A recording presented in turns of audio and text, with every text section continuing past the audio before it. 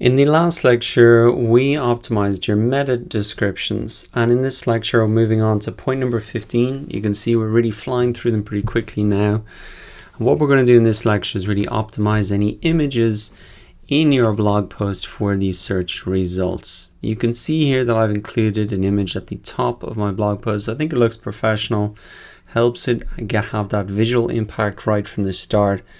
I've left out images in the checklist on purpose because I just want people focusing on the points, but I would recommend that throughout your blog post, particularly if it's quite a long one, that you have images really breaking up the materials to make it more visually appealing. And what I would recommend you use in order to make your images is this tool called canva.com. It's free to use.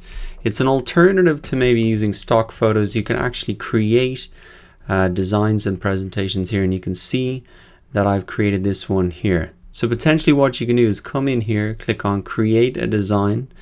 You can come down here, they have the dimensions for a blog title or a blog image here.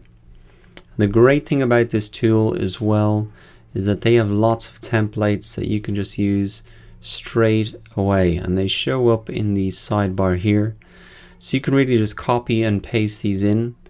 A lot of these are free here, you can see it, and some of the other ones they have, if you see the X on the back here, that means that you will have to pay maybe $1 every time you want to use that image. But there's really a lot of great examples you can use. You can see that you don't have to use maybe that image, you can just use the background. You could maybe drag that in, you can add text in here very easily. You can add different elements and shapes in here as well. So you can very, very quickly add in an image. They even have icons you can use. All around, it's just an absolutely great tool to use. Very easy to resize.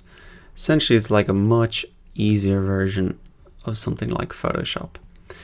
That is how you can create these images. Once you've got your designs done, what you'll want to do is actually download them. Now you'll see here that when you go to download them, you have a couple of options. I would pick the JPEG option here because you want to have a small image size in terms of its quality, so that it's not going to slow down your web page too much. And you can see that it's very easy to download them here, and essentially it's going to just download into your download section here. What I would recommend is that when you download them, what you might see is that the title says untitled design. What I would really recommend that you do is rename that with your keywords. So if you've got a design, here we go. First thing that I wanted to do is maybe rename it from my keywords. So I'm just going to imagine I created this, and I'm going to just call it SEO checklist. Now this is the same process that I did with the one that I'm actually using. Then once you have the image that you want, that you've created in WordPress, you can add media here, you can upload the files, you can just drag and drop the file in there. And then you were going to see that you have an option here to add in some other pieces of information. And this is the really important part here, the alt text. This is really what Google will look at to see what your image is about. And I'm going to type this in SEO checklist here. And then I could just insert this into my post. And you can resize it to whatever size that you want. And that's the process. It's very, very simple. You can create these images yourself in Canva, or you can just buy stock photos. And the important thing is to name the file with the keyword in it, and then add the alt text in as well.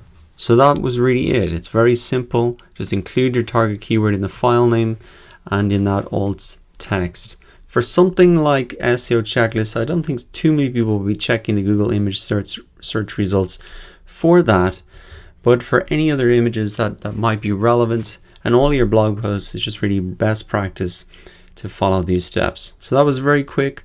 I recommend you add those images to visually break up your content. I'm going to wrap it up there, and I'll see you in the next lecture. We're really going to cover a lot of these points and talk about how to actually write the copy and the words on the page for your blog post.